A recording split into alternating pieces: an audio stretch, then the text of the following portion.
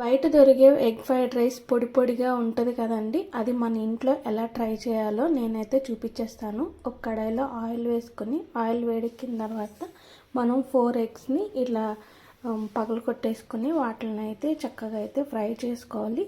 దాంట్లోకి కొంచెం ఉప్పు, కారం, మిరియాల పొడి వేసుకొని కొంచెం వేగిన తర్వాత ఇంకా మనం తీసి పక్కన పెట్టుకోవాలి.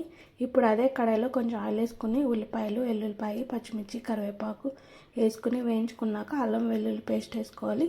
పచ్చివాసన పోయిన తర్వాత ఇందులోకి ధనియాలు, జీలకర్ర, గరం మసాలా, ఉప్పు, కారం, చిటికెడ పసుపు వేసుకొని ఎగ్ని మనం ఉడికించుకున్నాం కదా వాటిని కూడా వేసుకొని మరి కాసేపు ఫ్రై చేసుకోవాలి. దీంట్లోకి అన్నం ఉడికించి చల్లార్చిన రైస్ని కూడా వేసుకొని మొత్తం కలిసేలాగైతే కలుపుకోవాలి.